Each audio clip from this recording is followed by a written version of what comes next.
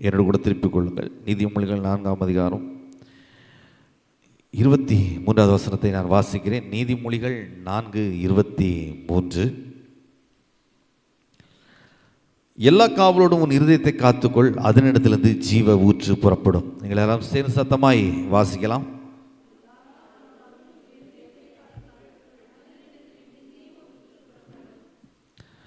இந்த பகுதியிலிருந்து அநேக காரியங்களை நான் போதித்து கொண்டிருக்கிறேன், அநேக காரியங்களை கற்றுக் கொடுத்து கொண்டிருக்கிறேன். நீங்களும் கற்றுக்கொண்டிருப்பீர்கள் என்று நம்புகிறேன். எல்லா நன்மைக்கும் ஒரு முக்கிய காரணமாக இருப்பது நம்முடைய இருதயம். இந்த இருதயம் தவறும்போது, இருதயம் பத்திரப்படுத்தாமல் இருக்கும்போது அநேக தீமைகள் நம்முடைய வாழ்க்கையிலே வருகிறது. அநேக தீமைகள் நம்முடைய வாழ்க்கையில் வருது. ஒரு சின்ன காரியத்தை உங்களுக்கு எடுத்து காண்பிக்க இருக்கிறேன். நம்முடைய இருதயத்தினுடைய தீமையான காரியங்கள் எவ்வளவு பெரிய அழிவை கொண்டு வரும் என்பதை குறித்து வேதத்திலே நம்ம பார்க்க முடியும். திருப்பிக்குள்ளும் ஆதியாகமம் 6வது அதிகாரத்தில் வாசிக்கும்போது, ஆதியாகமம் 6ஆம் அதிகாரம் 5லேருந்து வாசிக்கிறேன். 5-6 வசனங்களை வாசிக்கிறேன். ஆதியாகமம் 6:5-6.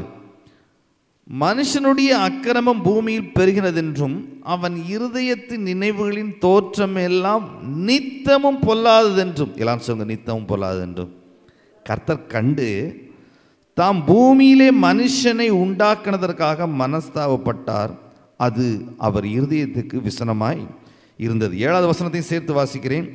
அப்பொழுது கர்த்தர், எல்லாம் சொல்லுங்க, அப்பொழுது கர்த்தர், நான் சிருஷ்டித்த மனுஷனை பூமியின் மேல் வைக்காமல் மனுஷன் முதற்கொண்டு மிருகங்கள், ஊரும் பிராணிகள், ஆகாயத்து பறவைகள் பரியந்தம் உண்டாயிருக்கிறவைகளை நிக்கிரகம் பண்ணுவேன். எல்லாம் சொல்லுங்க, நிக்கிரகம் பண்ணுவேன். நான் அவர்களை உண்டாக்குனது எனக்கு மனஸ்தாபமாய் இருக்கிறது. நல்லா கவனிச்சிங்களா? ஆண்டவர் மனிதனுடைய இருதயத்தினுடைய நினைவுகள், எல்லாம் சொல்லுங்க, நினைவுகள், இந்த இருதயம் காக்கப்பட்டிருக்கணும். ஆனால் இந்த இருதயத்தை மனிதன் காக்காமல் அதை திறந்து வைக்கும்போது, அதை கரெக்டாக பேணாமல், மெயின்டெனன்ஸ் பண்ணாமல், இருதயத்தில் நல்ல காரியத்தை இதயத்தில் வைக்காமல் தீமையான காரியங்களை இதயத்தில் வைத்ததனுடைய ஒரு விளைவு, முதல் தாக்கம் என்னன்னா, ஒரு மனிதனுடைய சுபாவங்கள், கிரியைகள் தாறுமாறாக போயிடும். அநேக நேரங்களில் இந்த தேசத்தில் பொல்லாத மனிதர்களை பார்க்குறோம், தீமை செய்கிற மனிதர்களை பார்க்குறோம், பிறருக்கு துரோகம் செய்கிற, அநியாயம் செய்யக்கூடிய மனிதர்களை, பொல்லாத மனிதர்கள் நிறைய பேர் பார்க்குறோம். சில நேரங்களில் நாமும் பாதிக்கப்படுகிறோம். பொல்லாத மனிதர்களால் பாதிப்பு நமக்கு இருக்குது. காரணம் என்னென்னா, அவனுடைய இதயத்தின் நினைவு பொல்லாததாக இருக்கிறதுனால. அந்த மனுஷன் தன்னுடைய இதயத்தை காவல் செய்யாமல் இந்த இருதயத்துக்குள்ளால தீமையான காரியங்களை, விஷம் நிறைந்த காரியங்களை அவன் இதயத்தில் வைக்கும்போது அவனுடைய வாழ்க்கையில் அந்த விஷம் நிறைந்த காரியங்கள் வெளிப்பட ஆரம்பிக்கிறது. அது அவனுடைய வாழ்க்கையில் அக்கிரமம் பெறுகிறது. ஒரு மனுஷன் அக்கிரமம் செய்வதற்கு முதல் முக்கிய காரணம் அவனுடைய இருதயம் காக்கப்படாததுதான். நல்ல காரியங்கள், நல்ல நல்ல விஷயங்களை இதயத்துக்குள்ள வைக்க தவறும்போது தீமையான காரியங்கள் உள்ளே போக ஆரம்பிக்கும். உள்ளே போக, எந்த இடத்தை காவல் பண்ணவில்லையோ, காவல் பண்ணாத இடத்துல தீமையான காரியங்கள் பல வர ஆரம்பிக்கும். ஒரு நிலம் இருக்கிறது, அந்த நிலத்தை சரியாக உழுது அதை சரியாக பண்படுத்தி அதை காவல் செய்யாத நேரத்தில் முட்செடிகளும் தேவையற்ற காட்டு செடிகளும் அங்கே முளைக்க ஆரம்பிக்கும். அந்த நிலம் பார்ப்பதற்கு கேடு நிறைந்ததாக இருக்கும். அந்த புதர்களுக்குள்ளாக அநேக விஷப்பூச்சிகள் இருக்க ஆரம்பிக்கும். எத்தனை பேர் உண்மைன்னு சொல்கிறீங்க? ஒரு வீடு இரவு நேரத்தில் நீங்கள் சரியாக கதவை பூட்டி வைக்காவிட்டால் வெளியே இருக்கிற விஷப்பூச்சிகள் உள்ளே வர ஆரம்பிக்கும். உண்மை தானே? ஏனென்றால் இரவு நேரத்தை கர்த்தர் விஷப்பூச்சிகளுக்கு என்று கொடுத்திருக்கிறார். நமக்கு டிராஃபிக்கில் ரெட் சிக்னல் வந்துடும். காலையில் நம்ம வேலை செய்யலாம். காலையில் நமக்கான வேலை, நமக்கு தேவையான ஆகாரங்கள் தேடுறதுக்கு, இறை தேடுவதற்கான நேரத்தை கர்த்தர் மனுஷனுக்கும் மிருக ஜீவன்களுக்கும் கொடுத்துருக்கிறார். அதுக்கடுத்து இரவு ஆன உடனே அது வரைக்கும் நமக்கு க்ரீன் சிக்னல், ரோட்டில் போகும்போது டிராஃபிக்கில் பார்த்தீங்கன்னா ஃபஸ்ட்டு க்ரீன் சிக்னல் இருக்கும். க்ரீன் சிக்னல் இருக்கும்போது போய்க்கலாம், வந்துக்கலாம், என்ன வேணாலும் பண்ணிக்கலாம், பிரச்சனை கிடையாது. அடுத்து ரெட் சிக்னல் போட்ட உடனே ஸ்டாப் ஆயிடணும். அதுக்கு பிறகு ரெட் சிக்னல் நமக்கு விழுந்த நேரத்தில் க்ரீன் சிக்னல் அது வரைக்கும் ரெட் சிக்னல் இருந்த சைடில் போட்டிருப்பாங்க. கவனிச்சிருக்கீங்களா? டிராஃபிக்கில் போகும்போது இதே மாதிரி தான் பகலை கர்த்தர் நமக்கு தந்திருக்கிறார், இரவு நேரத்தை விஷப்பூச்சிகளுக்கு கொடுத்துருக்கிறார். அந்த நேரத்தில் நம்ம சரியாக வீட்டை காவல் செய்யாமல், மீன்ஸ் கதவை கரெக்டாக பூட்டாமல் இருந்தால் வீட்டுக்குள்ளால் விஷப்பூச்சிகள் வருவதற்கான வாய்ப்புகள் இருக்குது. இது போல தான் இருதயமும். எல்லாம் சொல்லுங்க, இது மாதிரி தான் நம்ம இருதயமும். நம்ம இருதயத்தில் நல்ல விஷயங்களை, நல்ல காரியங்களை உள்ள வைக்க தவறும்போது தீமையான காரியங்கள் உள்ள நுழைய ஆரம்பிக்கும். அதனால தான் இந்த இடத்துல சொல்லியிருக்குது, எல்லா காவலனும் அவன் இருதயத்தை காத்துக்கொள், எல்லா காவலனும் அவன் இதயத்தை காத்துக்கொள். இதனுடைய விளைவு தீமையான காரியங்கள் இதயத்துக்குள்ளால போய் அது உள்ள ஸ்டோர் ஆகும்போது நம்முடைய சுபாவங்கள் மாற ஆரம்பிக்கிறது. எப்போது ஒரு மனிதனுக்குள்ளால, ஒரு மனிதனுடைய இதயத்துக்குள்ளாக தேவையற்ற கசப்புகள், தேவையற்ற பகைமைகள், வைராக்கியங்கள், குரோதங்கள், மன்னிக்க முடியாத சுபாவங்கள், இதெல்லாம் ஒரு மனுஷனுடைய இதயத்துக்குள்ளால போகும்போது அவனுடைய சுபாவங்கள் தாறுமாறாக வார ஆரம்பிக்குது. அதுவரைக்கும் நல்லவர்களாக பார்த்த நம்மை சுற்றி இருக்கிற மனிதர்கள் வித்தியாசமாக பார்க்க ஆரம்பிப்பாங்க. இந்த மாதிரி மனிதர்களை நீங்கள் பார்த்துருப்பீங்க. சில நேரங்களில் நீங்கள் கூட அந்த மாதிரி நடந்திருக்கலாம். உங்கள் இதயத்தில் தேவையற்ற காரியங்கள் நிறைஞ்சிருக்கும்போது சுற்றி இருக்கிற மனிதர்களிடத்தில் நல்லா உங்களால் பழக முடியாது, நன்றாக வாழ முடியாது. அநேகர் இடத்துல பகையை சம்பாதிக்கிற மனிதர்களாக இருப்போம். அநேக மனிதர்கள் நீங்கள் பார்த்துருப்பீங்க. அக்கிரமம் பெருகும், சுபாவங்கள் மாறும். அதனுடைய ஒரு எண்டு, பொல்லாத இருதயம் நிறைந்த மனிதர்களை நிமித்தம் தேவன் உலகத்தையே அழிப்பதற்கு சித்தம் கொண்டாராம். கவனிச்சிங்களா? மொத்தம் இந்த அளவு இருக்கக்கூடிய இருதயம், இந்த அளவில் இருக்கிற இருதயம் இதை காவல் பண்ண தவறும்போது எவ்வளவு பெரிய உலகத்திற்கு அழிவு உண்டாகிறது. எவ்வளவு பெரிய உலகத்திற்கு, மிகப்பெரிய உலகம். அந்த உலகத்தில் உள்ள எல்லா மனிதன் நிமித்தம் மற்ற ஜீவராசிகளும் மடிந்து போகிறதாம். மனிதன் நிமித்தம் மற்ற ஜீவராசிகளும். அப்போ ஒரு மனுஷனுடைய இருதயம் காவல் பண்ணப்பட வேண்டியது எவ்வளவு முக்கியம். எவ்வளவு நோவா காலத்து வெள்ளம்னு சொன்னோமே, காரணம் என்ன? ஆண்டவர் சொல்றாரு, இதயத்தை பார்க்கிறார். மனுஷன் முகத்தை பார்ப்பான், கர்த்தரோ இருதயத்தை பார்க்கிறார். இதயத்தை பார்க்கிற கர்த்தர் அந்த இருதயம் தீமையினால, பொல்லாப்புனால, பாவத்தினால, கசப்புனால, வைராக்கியத்தினால, பகையினால நிறைஞ்சிருக்கும் போது கர்த்தருடைய பார்வைக்கு அது விசனமாக இருக்கிறது. எல்லாம் சொல்லுங்க, விசனமாக இருக்கிறது.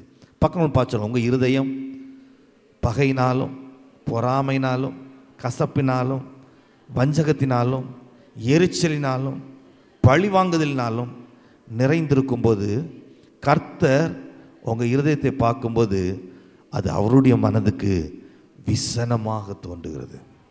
ரொம்ப விசனமாக இருக்குது. அதனுடைய விளைவு அவர் யோசிக்கிறாரு, இப்படிப்பட்ட பொல்லாத கேடு நிறைந்த இருதயம் உள்ள மனிதன் இந்த உலகத்தில் வாழ்வதற்கு இந்த உலகம் அழிந்து போவது நல்லது என்று தேவன் யோசிக்கிறார். நல்லா கவனிங்க. அதனால தான் அங்கே சொல்லியிருக்குது, இதயம் பத்திரப்பட்டு ஆசீர்வாதமாக நல்ல விஷயங்கள் உள்ள இருக்கும்போது நாம் நமக்கும் ஆசீர்வாதமாக இருப்போம், பிறருக்கும் ஆசீர்வாதமாக இருப்போம், இந்த உலகத்திற்கும் ஆசீர்வாதமானவர்களாக இருப்போம். நல்ல நல்ல காரியங்களை இருதயத்தில் நம்ம வைக்கணும். செய்திகள் கூட அப்படி தான், பிரசங்கங்கள் கூட அப்படி தான். கண்ட பிரசங்கங்களை உள்ள கேட்கும்போது உங்களுடைய இருதயம் கரைப்படிய ஆரம்பிக்கும். உங்கள் இருதயத்தில் தேவையற்ற காரியங்கள் உள்ளே போக ஆரம்பிக்கும். சில நேரங்களில் ஏன் சொல்கிறாங்க, போதர்கள் முந்தி உள்ள காலத்தில் ரொம்ப வைராக்கியமாக அதை சொல்லுவாங்க. சினிமா பார்க்கக்கூடாது, கெட்ட காரியங்கள் பேசக்கூடாது, ரொம்ப அந்த விஷயத்துக்கெல்லாம் ரொம்ப பயங்கரமாக தடை பண்ணியிருந்தாங்க. ஏன் அப்படின்னா, அந்த தேவையற்ற காரியங்கள் நம்முடைய இதயத்துக்குள்ளாக போய் அது நம்மையும் அழித்து, நம்மை சுற்றி உள்ளவர்களையும் அழித்து, ஒரு கட்டத்தில் உலகத்தையே முற்றிலுமாய் நிர்மூலம் பண்ணி விடுகிறது. ஆகையினால்தான் அதை அறிந்த சாலமோன் ஞானி சொல்கிறாரு, எல்லா காவலோடும் உன் இருதயத்தை காத்துக்கொள். கவனிங்க, நம்மால் காவல் பண்ண முடியாத அந்த இருதயத்தை தேவனிடத்தில் ஒப்பு கொடுக்கும்போது தேவன் அதை பத்திரப்படுத்துகிறார். தேவனிடத்தில் எவைகளெல்லாம் நம்ம கொடுத்தோமோ அவைகளெல்லாம் ஆசீர்வாதமாக இருந்ததை நம்ம என்ன செய்கிறோம்? வேதத்திலேருந்து கற்றுக்கொண்டு இருக்கிறோம். ஆண்டவர் அநேக நேரத்தில் சில காரியங்கள் நம்ம இடத்துல கேட்டார் என்று சொன்னேன். யாத்திரையாகம புஸ்தகம் 13ஆம் அதிகாரத்தில் நம்ம பார்த்தோம். ஆண் மக்களை எனக்கு தா அப்படின்றாரு. ஏன்னா ஆண் மக்கள் அழிந்து கொண்டிருந்தார்கள். அநேகருடைய இருதயத்தினுடைய பொல்லாத நினைவுகளினால அவர்களுடைய வாழ்க்கையும் அவருடைய குடும்பமும் அழிந்து கொண்டிருக்கிறது. நம்முடைய இருதயம் நல்லா இல்லைன்னா அது நம்முடைய வாழ்க்கையை அழித்துவிடும், நம்முடைய குடும்பத்தையும் அழித்துவிடும், நம்முடைய குடும்பத்தையும் அழித்துவிடும். யாக்கோபில் வாசித்திருக்கிறோம் இல்லையா? நாவானது சிறிய அவயம்தான், சிறிய உறுப்பு தான், ஆனால் அது சின்னதாக இருந்து ஆயுள் சக்கரத்தை தீ கொளுத்தி விடுது. ஆயுள் சக்கரத்தை நாக்கு எப்படி தீ கொளுத்துது? இருதயம் தவறாக இருக்கும்போது நாவில் இருந்து தவறான வார்த்தை வெளியே வர ஆரம்பிக்குது. தீமையான வார்த்தைகள், எதிர்மறையான வார்த்தைகள். அந்த வார்த்தைகள் நம்மையும் அழித்து நம்முடைய குடும்பத்தையும் அழித்து இந்த உலகத்தையும் அழிக்க ஆரம்பிக்கிறது. இருதயம் தவறாக இருக்கும்போது அது எல்லோருக்கும் கேடாக இருக்கிறது. கவனிச்சிங்களா? 2 நாளைக்கு முன்னால் அமெரிக்காவில் ஒரு நல்ல சுவிசேஷகரை, நீதிக்காக போராடக்கூடிய ஒரு மனிதனை துப்பாக்கினால் என்ன பண்ணிட்டாங்க? ஏன்? பொல்லாத இருதயத்திலிருந்து பொல்லாதவைகள் வெளிப்படும். பொல்லாத இருதயத்திலிருந்து பொல்லாதவைகள் வெளிப்படும். அப்போ இந்த இருதயம் பத்திரப்படுத்த வேண்டும். எது எதெல்லாம் தீமையாக இழப்புகளை தருதோ அது எல்லாம் தேவனிடத்தில் ஒப்பு கொடுக்கும்போது தேவன் எல்லாவற்றையும் நன்மையாக மாற்றுகிறார். எத்தனை பேர் விசுவாசிக்கிறீங்க? நல்லதை தீமையாக மாற்றுகிறவன் பிசாசு, நல்லா இருக்கிறத கெடுக்கிறவன் பிசாசு. அந்த சுபாவம் பிசாசுடைய சுபாவம். கெட்டு போனதை சீரமைப்பது தேவனுடைய வேலை. எத்தனை பேர் விசுவாசிக்கிறீங்க? எத்தனை பேர் அப்படி நம்புறீங்க? ஆதியில் இந்த உலகத்தை பார்க்கும்போது உலகம் சீர்கெட்டு போயிருந்துச்சு, ஒன்றுக்கும் உதவாததாக இருந்துச்சு. கர்த்தர் அதை சீரமைத்து அந்த சீரமைத்த உலகத்தில் இன்றைக்கு உங்களையும் என்னையும் வாழ வைத்திருக்கிறார். எத்தனை பேர் விசுவாசிக்கிறீங்க? எத்தனை பேர் ஆண்டவருக்கு நன்றி சொல்கிறீங்க? நீங்களும் நானும் வாழ்ந்து நன்றாய் சுகித்திருக்கும்படி, நன்மையை அனுபவிக்கும்படி, ஆசீர்வாதத்தை பெற்றுக்கொள்ளும்படி சீரற்றிருந்த உலகத்தை சீர் செய்கிற தேவன், சீரற்றிருந்த உலகத்தை சீர் செய்கிற தேவன் நம்முடைய இருதயத்தையும் சீரமைக்கும்படிக்கு நம்முடைய இருதயத்தை தேவனிடத்தில் ஒப்பு கொடுக்க வேண்டும். தேவனிடத்தில் ஒப்பு கொடுக்க வேண்டும். பிசாசு நல்லா இருக்கிறத கெடுப்பான். ஒரு விஷயம் நல்லா இருக்கிறது, நல்லா நடக்கிறது அவனுக்கு பிடிக்கவே பிடிக்காது. ஆனால் கெட்டு போனதை, எல்லாரும் சொல்லுங்க, கெட்டு போனதை சரி செய்வதற்கு இயேசு வந்தார். லூக்கா எழுதின சுவிசேஷம் 19ஆம் அதிகாரத்தில் அதுதான் வாசிக்கிறோம். இழந்து போனதை தேடவும் ரட்சிக்கவுமே மனுஷகுமாரன் பூமிக்கு வந்தார். யோவான் எழுதின சுவிசேஷத்தில் வாசிக்கிறோம், திருடன் திருடவும் கொல்லவும் அழிக்கவும் வேண்டி வேறொன்றுக்கு வரான். பிசாசுக்கு தெரிஞ்சதெல்லாம் நாசப்படுத்தணும், கெடுக்கணும், ஒன்றுக்கும் இல்லாமல் ஆக்கிடணும். அது கெட்டு நாசமாக போகிறத பார்த்து சந்தோஷப்படுவான். சில மனிதர்களுக்கும் அப்படிப்பட்ட எண்ணங்கள் இருக்கும். ஒரு விஷயங்கள் நல்லா இருக்கிறது அவங்களுக்கு என்ன செய்யாது? பிடிக்காது. எரிச்சல் வரும், பொறாமை வரும், வைத்தெரிச்சல் வந்துடும். அது எப்படியாவது கெடுக்கணும்னு நினைப்பாங்க. சில வீடுகளில் எப்பவுமே சண்டை சத்தம் கேட்டுகிட்டே இருக்கும். சில நேரத்தில் அந்த வீட்டில் அமைதியாக சந்தோஷமாக இருக்கிறத பார்த்தோன்னே சில மனிதர்களுக்கு தாங்க முடியாது. அது பிசாசினுடைய சுபாவம். பிசாசினுடைய எப்படியாவது மறுபடியும் அந்த வீட்டில் சண்டையும் அழுகையும் வரணுங்கிறதுக்காக ஏதாவது காரியங்களை செய்வதற்கு முனைவார்கள். நான் சொல்கிறேன், இப்படிப்பட்ட காரியங்கள் இருக்கும்போது இவைகளை தேவனிடத்தில் ஒப்பு கொடுக்க வேண்டும். தேவனிடத்தில் ஒப்பு கொடுக்க வேண்டும். ஆண்டவர் சொல்கிறாரு, எகிப்தில் வாழ்ந்த இஸ்ரவேல் ஜனங்களிடத்தில் சொல்கிறாரு, உன்னுடைய ஆண் மக்களை எனக்கு கொடு, கர்ப்பம் திறந்து பிறக்கிற எல்லாவற்றையும் நீ என்னிடத்தில் ஒப்பு கொடு. நிறைய காரியங்கள் அங்கே சொல்கிறாரு. அப்போ தேவனிடத்தில் ஒப்பு கொடுக்கப்பட்டவைகள் எப்படி இருக்கிறது, எவ்வளோ நல்லா இருக்குது அப்படிங்கிறத குறித்து போச்சிட்ருக்கிறேன். தேவனிடத்தில் ஒப்பு கொடுக்கப்பட்ட அந்த அகேஸ்வரு ராஜாவுடைய நாட்கள் வாழ்ந்த அந்த யூத குலத்திற்கு எதிராக சாத்தான் ஆமான் மூலமாக கிரியை செய்யும்போது அவங்க வாழ்க்கையில் அவங்க செய்ய இருந்த தீமையை நன்மையாக மாற்றினார். அவன் செய்த தீவினையில் அவனே அழிந்து போனான். அநேக காரியங்களை பார்த்தோம். அதே மாதிரி தேவனிடத்தில் ஒப்பு கொடுத்த அந்த சாரிபாத்தினுடைய விதவையினுடைய மாவு முதற் பங்கு ஃபஸ்ட்டு ஆண்டவருக்கு கொடுத்தா கர்த்தர் அதை எப்படி ஆசீர்வாதமாக மாற்றினார் என்று அநேக காரியங்களை பார்த்தோம். கர்த்தர் நம்மிடத்தில் கேட்பது எல்லாம் அவருடைய லாபத்துக்காக கேட்காமல் உங்களுடைய ஆசீர்வாதத்திற்காகவே கர்த்தர் கேட்கிறார். எத்தனை பேர் விசுவாசிக்கிறீங்க? கர்த்தர் ஏதோ உங்களை நேசிக்கிறார். நம்புறீங்களா? நம்புறீங்களா? பக்கம் பார்த்துங்க. கர்த்தர் உங்களை நேசிக்கிறார். கர்த்தர் உங்களை நேசிக்கிறார். உங்கள் வாழ்க்கையில் ஏதோ செய்யணுங்கிறத கர்த்தர் விரும்புகிறார். உங்கள் வாழ்க்கையை உயர்த்தணும்னு கர்த்தர் விரும்புகிறார். ஏனென்றால் அவருடைய இயற்கையான சுபாவமே கெட்டு போனதை, சீரழிந்து போனதை சரி செய்வதுதான் அவருடைய இயற்கையான ஒரு சுபாவம். நல்லா இருக்கிறத கெடுக்கிறது தேவனுடைய சுபாவம் இல்லை. கெட்டு போனதை, இழந்து போனதை சரி செய்யணுங்கிறது அவருடைய சுபாவம். ஆகையினால அதை சரி செய்யும்படி அதை என்னிடத்தில் ஒப்புக்கொடு அப்படின்னு சொல்லி கேட்கிற ஒரு தேவன். அநேக நேரத்தில் நம்முடைய இருதயம் சரியாக இல்லாத நேரத்தில் அதை தவறாக நாம் சிந்திப்போம். சில நேரத்தில் சில மனிதர்கள் சிலருக்கு உதவி செய்யும்படி அதை கொடுன்னு கேட்கும்போது இவர்கள் தவறாக சிந்தித்து கொண்டு அது எதுக்கு நான் உன்ட்ட தரணும்? பார்த்துருக்கீங்களா? இப்படிப்பட்ட சூழ்நிலையில் நீங்கள் பார்த்துருக்கீங்களா? இப்படிப்பட்ட மனிதர்களை பார்த்துருக்கீங்களா? உண்மையாகவே நன்மை செய்வதற்காக சில காரியங்களை கேட்கும்போது, செய்யும்போது இருதயம் செம்மையாக இல்லாமல் திருக்காய் இருக்கும்போது அதை தவறாக புரிந்து கொண்டு அதை என்ன செய்வாங்க? அதனால் அவங்க வாழ்க்கையில் வர வேண்டிய நன்மைகளுக்கு அவங்க தடையாக இருப்பாங்க. ஆண்டவர் எப்பவுமே அதை கேட்கும்போது ஒன்று தெரியணும், என் நன்மைக்காக தான் கேட்குறார். எத்தனை பேர் விசுவாசிக்கிறீங்க? பக்கமாக பார்த்து சொல்லுங்க. உங்கள் நன்மைக்காக தான் கேட்குறாரு.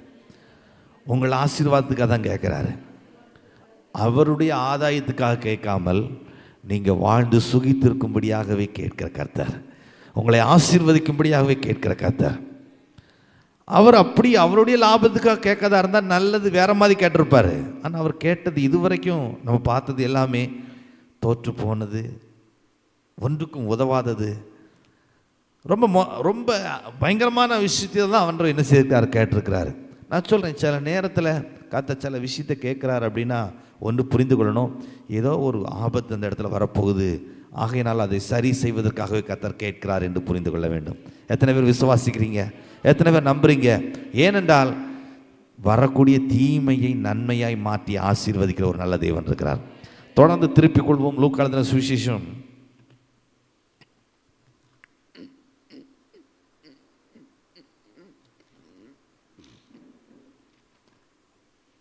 லூக்கா எழுதின சுவிசேஷம் 5ஆம் அதிகாரம். அங்கே ஒரு சம்பவத்தை நாம் பார்க்க போகிறோம். சில காரியங்களை நான் வாசிக்க போகிறேன், நீங்களே என்னோட கூட திருப்பிக் கொள்ளுங்கள். லூக்கா எழுதின சுவிசேஷம் 5ஆம் அதிகாரம் 1 11 வரைக்கும் உள்ள வசனத்தை நான் வாசிக்க போகிறேன். லூக்கா 5 1 11 வரைக்கும். பின்பு அவர் கனசரேத் கடல் அருகே நின்றபோது திரளான ஜனங்கள் தேவ வசனத்தை கேட்கும்படி அவரிடத்தில் நெருங்கினார்கள். கடந்த வாரத்தில் நான் என்ன போதித்தேன்?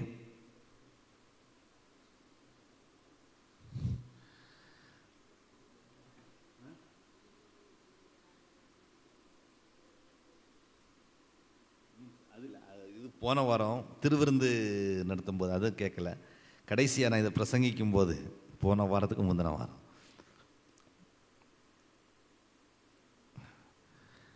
கத்த நல்ல கவனிங்க.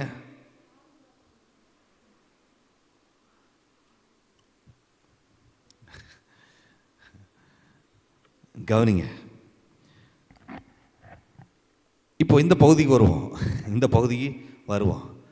எல்லாம் யூடியூப்பில் இருக்குது, நீங்கள் போய் கேட்கலாம், நீங்கள் போய் கேட்டுக்கலாம், கேட்டு தெரிந்து கொள்ளுங்கள். கத்த நல்லவர். கவனிங்க, சொன்னேன் ஒரு சிறு பையன் இருந்தான். அவன்கிட்ட இருந்ததை கர்த்தருக்கு கொடுத்தான். தேவனுடைய வார்த்தையை கேட்கும்படி வந்த ஜனங்களுக்கு வாழ்க்கையை பற்றி சிந்திக்கிற தேவன். எல்லாம் சொல்லுங்க, வாழ்க்கையை பற்றி சிந்திக்கிற தேவன். அதுதான் சொன்னேன். அவங்க தேவனிடத்தில் வந்தாங்க, வசனத்தை கேட்கும்படி வந்தாங்க. அவங்களுக்கு கர்த்தர் வசனத்தின் மீது கவலையோடு வரக்கூடிய ஜனங்களுக்கு அவங்க வாழ்க்கையை குறித்து கவலைப்படக்கூடிய ஒரு தேவன் இருக்கிறாரு. நான் சொல்கிறேன், தேவ சமூகத்தில் வரும்போது வார்த்தை வேணும்னு வரணும். எப்படி வரணும்? தேவனுடைய வார்த்தையை நாம் பெற்றுக்கொள்ளணும். நான் சொல்கிறேன், வார்த்தைன்னு அநேகர் அற்பமாக நினைக்கிறீங்க. நான் சொல்கிறேன், இந்த வார்த்தை விலை மதிக்க முடியாத ஒரு பெரிய சொத்து. இந்த வார்த்தை உங்களுக்குள்ளால் வந்துச்சுன்னா இந்த வார்த்தையினால் நீங்கள் பெரிய பெரிய காரியங்களை சாதிக்க முடியும். அந்த வார்த்தையை பற்றி கொண்டு அந்த வார்த்தையின் மீது விசுவாசம் வைத்து அந்த வார்த்தையை நம்பி உங்கள் வாழ்க்கையில் ஒவ்வொரு நாளும் அறிக்கை செய்யும்போது நிச்சயமாகவே அந்த வார்த்தை உங்களை பெரிய பெரிய நீங்கள் எதிர்பார முடியாத பெரிய நன்மைகளுக்கு நேராக, ஆசீர்வாதத்துக்கு நேராக கடந்து செல்ல முடியும். அநேக நேரத்தில் நம்ம வாழ்க்கையா இன்னும் அப்படி இருக்குதுன்னா, நம்முடைய பார்வை எங்கே இல்லைன்னா வார்த்தையில் இல்லை, வாழ்க்கையில் மட்டும்தான் இருக்குது. அதுவும் இந்த உலகத்தின் வாழ்க்கையில் மட்டும்தான் இருக்குது. யோவான் எழுதின சுவிசேஷத்தில் அதில் வாஸ்தா கொஞ்சம் நல்லா இருக்கும்னு நினைக்கிறேன். 6வது அதிகாரத்தில்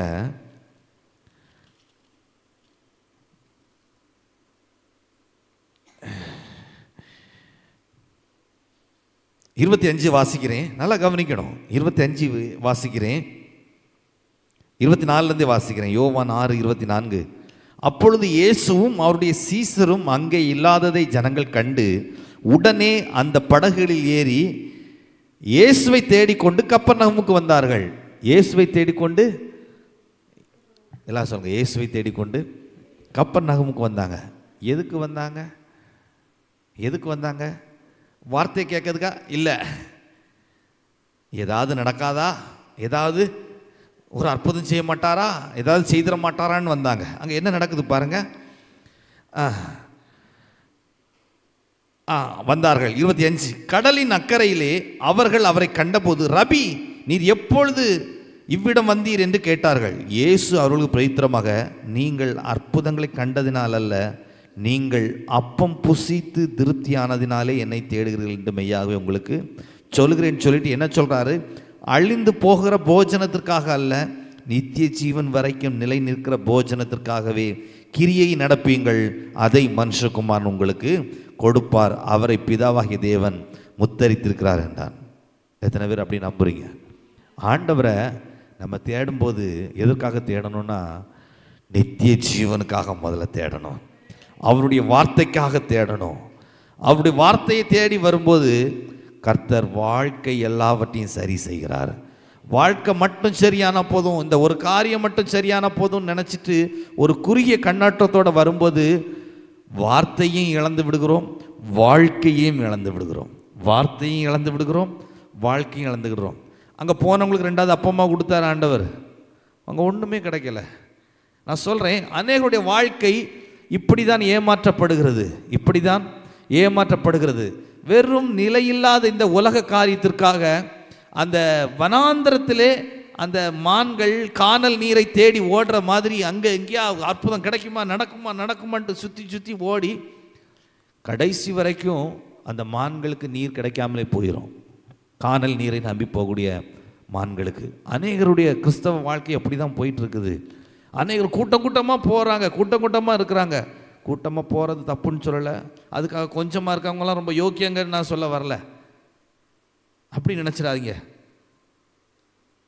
கூட்டமாக போகிறாலும் சரி, கொஞ்சமாக போனாலும் சரி, வார்த்தையை தேடி போகிற ஜனங்களுடைய வாழ்க்கையில் பெரிய ஆசீர்வாதமும் பெரிய நன்மையும் காத்திருக்குது. மற்ற ஜனங்கள் இப்படி அலைந்து அலைந்து அலைந்து வாழ்க்கையில் எதுவும் கிடைக்காமல் திருப்தி அடைய முடியாமல் வாழ்க்கையே ஏமாற்றப்பட்டு உட்கார்ந்து கொண்டிருக்கிறாங்க. கர்த்தர் சொல்கிறார், இந்த இடத்துல நீ என் வார்த்தையை தேடி வான்னு சொல்கிறார்.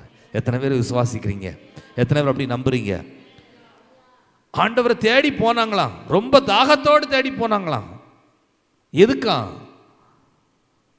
ஏதாவது கிடைக்குமா, ஏதாவது கிடைக்குமா, ஏதாவது கிடைக்குமா, இல்லை ஏதாவது கிடைக்குமான்னு ஆண்டவர்கிட்ட வரணும். எப்படி வரணும்? ஏதாவது புரியலை. வார்த்தை ஏதாவது எனக்கு கிடைக்குமா?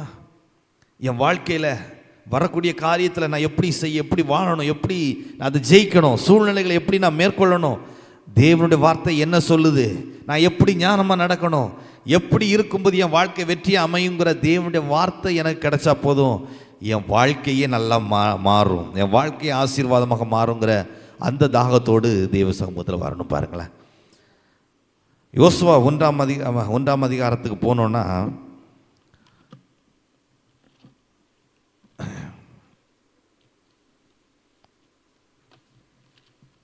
யோசுவா 1ஆவது அதிகாரத்தில்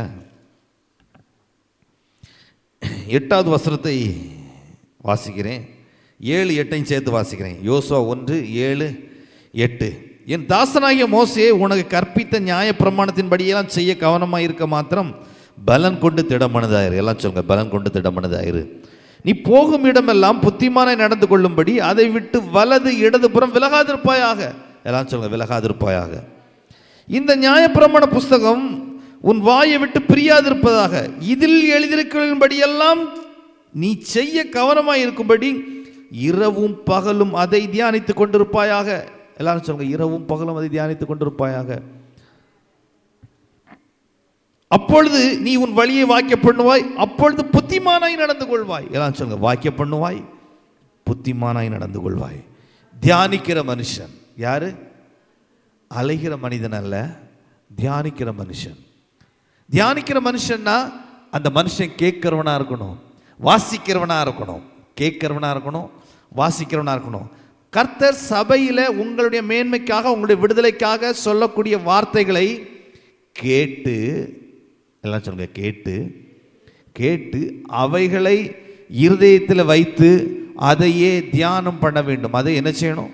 அதையே அறிக்கை பண்ணி கொண்டே இருக்கணும். அப்போது உங்கள் வாழ்க்கையில் அது செயல்பட ஆரம்பிக்கும். நீ அவைகளை செய்ய கவனமாக இருக்கும்படிக்கு நீ என்ன செய்யணும்? அவைகளை தியானிக்கணும். எல்லாரும் சொல்லுங்க, தியானிக்கணும். பிரசங்கம் முடிஞ்சு ஆமேன்னு சொல்லி முடிச்சு போயிட்டு வாங்கன்னு சொன்னோன்னா அப்படி பெயரக்கூடாது. மீன்ஸ் என்ன சொல்கிறேன்னா, அந்த பிரசங்கத்தை இங்கேயே விட்டுட்டு சில நேரத்தில் பிரசங்கம் சூப்பர் அப்படின்னு ஒரு மார்க்கு போட்டுட்டு பேப்பரை திருத்தி இங்கேயே வச்சுட்டு போயிடக்கூடாது. அந்த வார்த்தையை எடுத்து வாங்கிட்டு போகணும். சாப்பிடும்போது பிரசங்கத்தில் பேசப்பட்ட நல்ல வார்த்தைகளை உங்கள் வீட்டில் குடும்பத்தோடு இருந்து பேசணும். சாப்பிடும்போது வேறு பேசுவோம், அடுத்தவங்களை பற்றி கெடுத்து பேசுவோம். அதெல்லாம் ஸ்டாப் பண்ணிவிட்டு இங்கே பேசக்கூடிய வார்த்தைகளை குடும்பத்தோடு, பிள்ளைகளோடு வீட்டில் ஷேர் பண்ணணும். அதை நினைப்பூட்டணும். எல்லாரும் சொல்லுங்க, நினைப்பூட்டணும். அதுக்கு பேர் தான் தியானிக்கிறது. அடுத்து சாயங்காலம் எப்போல்லாம் வர்றோமோ அதை குறித்து பேசணும். இப்படி 7 நாள் நடந்தால் 8வது நாள் நான் இங்கே வந்து போன வாரம் என்ன பேசுகிறேன்னு கேட்கும்போது ஆட்டோமேட்டிக்காக வந்துடும் வாரையில். எத்தனைக்கு நான் சொல்கிறது விளங்குது? அதையே தியானிக்கும்போது முந்தின நாள் யூடியூப்பில் பார்த்துட்டு நாளைக்கு பாஸ்டர் கேட்பார், அதை எப்படி சொல்லலான்ட்டு வாரதில் பிரயோஜனம் கிடையாது, ஆசீர்வாதம் கிடையாது. நான் சொல்கிறேன், இதயத்தில் வைத்து அதை செய்வதற்கு தியானமாய் கவனமாய் இருந்து அதையே பேசி அந்த வார்த்தையை நம்பி அந்த வார்த்தையை பற்றி கொண்டு அதையே நீங்கள் தியானிக்கும்போது, அதன்படி செய்ய கவனமாக இருக்கும்போது, அப்பொழுது உங்கள் வழியை வாய்க்க பண்ணுவீர்கள், புத்திமானாய் நடந்து கொள்வீர்கள். புத்திமானாயும், ஏன்னா வார்த்தை ரொம்ப முக்கியம். வாழ்க்கை விட வார்த்தை முக்கியம். வார்த்தை ரொம்ப நல்லா இருந்துச்சுன்னா அவங்க வாழ்க்கை சூப்பராக இருக்கும். வார்த்தை இல்லாமல் வாழ்க்கை நல்லா இருக்க முடியவே முடியாது. சீர்கெட்டு போன வாழ்க்கையையும் சீரமைக்கக்கூடிய தேவனுடைய வார்த்தை. எத்தனை பேர் விசுவாசிக்கிறீங்க? யோசித்து பாருங்களேன், இவ்வளவு பெரிய பூமியையே, சீர்கெட்டு போன பூமியையே அவருடைய வார்த்தை சீரமைக்குமானால், நான் சொல்கிறேன், உங்களுடைய சரீரத்தை, உங்கள் பொருளாதாரத்தை, உங்கள் குடும்பத்தை, உங்கள் பிள்ளைகளை, உங்கள் எதிர்காலத்தை இந்த வார்த்தையால் சீரமைக்க முடியாது. நம்புறீங்களா? ஒன்றுக்குமே உதவாத, எதுக்குமே பிரயோஜனப்படாமல் இருந்த பூமியை இத்தனை ஆண்டாண்டு காலமாக நாம் எல்லாம் பயன்படுத்தி பிரயோஜனப்பட்டு நன்மையை அனுபவிக்கும்படிக்கு இந்த பூமியை மாற்றி அமைத்த தேவனுடைய வார்த்தை உங்களுடைய வாழ்க்கையை மறுசீரமைக்காதுன்னு நீங்கள் நம்புறீங்களா? வார்த்தையை அவ்வளோ கேவலமாக நீங்கள் நினைக்கிறீங்களா? நான் சொல்கிறேன், வார்த்தை தான் ரொம்ப பெஸ்ட்டுங்க. அதனால தான் அவர் சொல்கிறாரு, நீ ஒவ்வொரு நாளும் ஒவ்வொன்றும் எங்கெங்கே கிடைக்கணும்னு அலையாத. வார்த்தை இருந்துன்னா நீ தேடி அலைய வேண்டியதில்லை. வார்த்தையை உன் உள்ளத்தில் வச்சுருந்தனா உனக்கு தேவையானது ஒன்றை தேடி வரும். நீ தேடி போக வேண்டியதில்லை. எத்தனை பேர் அப்படி நம்புறீங்க? அநேக நேரத்தில் அநேக காரியங்கள் நம்ம வாழ்க்கையில் நடக்கிறதுக்கு நம்ம தேடி அலைகிறோம், அது பின்னால் போகிறோம், ஆனால் கூட கிடைக்க மாட்டேங்குது. ஆனால் கர்த்தர் சொல்றாரு, வார்த்தையை பற்றிக்கொள், வார்த்தையை சிந்தி, வார்த்தையை தியானம் பண்ணு, அதை அறிக்கை செய். நேரம் கிடைக்கும் போதெல்லாம் அதை பற்றி யோசி. கண்டதை யோசிக்காத, கண்ட பிரச்சனையை யோசிக்காத, கண்ட குப்பையை யோசிக்காத, அருவருப்பானதை யோசிக்காத. நேரம் கிடைக்கும் போதெல்லாம் கர்த்தருடைய வார்த்தையே குறித்து பேசிக்கொண்டிரு. அதையே உன் இதயத்தில் தியானம் பண்ணு.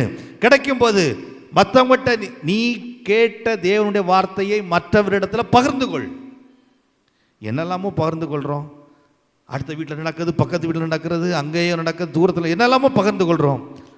நீங்கள் தேவனுடைய சமூகத்தில் பெற்ற வார்த்தைகளை உங்களோடு பழகுகிற எத்தனை பேர்கிட்ட நீங்கள் பகிர்ந்து கொள்கிறீங்க? கர்த்தருடைய வார்த்தை இப்படி சொல்லுது, தேவனுடைய வார்த்தை இப்படியெல்லாம் மாற்றுமா, உங்கள் வாழ்க்கை சீரமைக்கிறது போதுமானதாக இருக்குங்கிறத நீங்கள் நம்பி அதை மற்றவர்களிடத்தில் பேசணும். எத்தனை பேர் அப்படி செய்யலாம்னு நினைக்கிறீங்க? உங்கள் வாழ்க்கையில் நிச்சயமாக ஒரு பெரிய வெற்றியை பார்ப்பீங்க, ஒரு பெரிய மாற்றத்தை பார்ப்பீங்க, ஒரு பெரிய ஆசீர்வாதத்தை பார்ப்பீங்க. அது வரைக்கும் நீங்கள் தேடி அலைஞ்சு உங்கள் வாழ்க்கையில் கிடைக்காம இருந்ததெல்லாம் நீங்கள் இதை செய்ய ஆரம்பிக்கும் போது உங்கள் வாழ்க்கையில் உங்களை தேடி வரும். அப்போ நீங்கள் சொல்வீங்க, இவ்வளவு நாள் இதுக்காக நான் அலைஞ்சிட்டு இருந்தேன், ஆனால் இப்போ நான் தேடி போகல, என்ன தேடி எல்லா நன்மைகளும், எல்லா ஆசீர்வாதங்களும், எல்லா மேன்மைகளும், எல்லா உயர்வுகளும் என்ன தேடி அது வந்துட்டு இருக்குது. காரணம் என்னன்னா, அந்த வார்த்தையை நான் பிடிச்சுக்கிட்டதுனால. எத்தனை பேர் விசுவாசிக்கிறீங்க? எத்தனை பேர் நம்புறீங்க? வார்த்தை ரொம்ப முக்கியங்க. நான் சொல்றேன், ஒவ்வொரு நன்மையும் தேடி தேடி அலைகிறது அறிவு கிடையாது. தேவையானதை ஒன்றை கையில் வச்சுக்கிட்டா மற்றதெல்லாம் தானே வந்துடும். எத்தனை பேர் அப்படி நம்புறீங்க? அதுதான் புத்திசாலித்தனம். அதுதான் புத்திசாலித்தனம். நான் கேட்குறேன், ஒரு காரியத்தை நான் உங்கள்கிட்ட கேட்குறேன். இங்கே நிறைய இரும்பு துண்டு இருக்குது, நிறையா. இந்த இரும்பு துண்டெல்லாம் பிறக்கணும், இந்த இரும்பு துண்டெல்லாம் பிறக்கணும். நிறைய பேர் என்ன பண்ணுறாங்கன்னா, ஒவ்வொரு இரும்பு துண்டாக எடுத்து யார் நிறைய பிறக்கிறாங்கன்னு ஒரு போட்டி ஒவ்வொன்றா பிறக்கிட்டு இருக்காங்க. ஒரு மனுஷன் தேடினா காந்தம் எங்கே இருக்குன்னு தேடினான். காந்தம், அந்த காந்தத்தை கொண்டு அப்படியே எங்கே ராமனாம் பாருங்க, அது சக்தி வாய்ந்த காந்தம். அடுத்தவன் பையில் இருந்தது எல்லா இரும்பு துணி சேர்த்து மொத்தம் அங்கே கையில் கொண்டு வந்துச்சு. தேவனுடைய வார்த்தைங்கிறது காந்தத்தை விட வலிமையானது. எத்தனை பேர் விசுவாசிக்கிறீங்க? நான் சொல்கிறேன், ஒவ்வொன்றா நீங்கள் பிறக்கிறதுக்கு முட்டாள்தனம். ஒரு காந்தம் உங்கள் கையில் இருந்தால் போதும், எல்லாம் உங்கள் கையில் வந்துடும். எத்தனை பேர் நம்புறீங்க? தேவனுடைய வார்த்தை அதை விட மேலானது. நீங்கள் ஒவ்வொரு நன்மைகளையும் தேடி தேடி தேடி தேடி அலைஞ்சி துவண்டு நாக்கு வறண்டு சோர்ந்து போய் ஒன்றும் கிடைக்காம உட்கார்ந்துருக்கிறதுக்கு நீங்கள் தேட வேண்டியது தேவனுடைய வார்த்தை.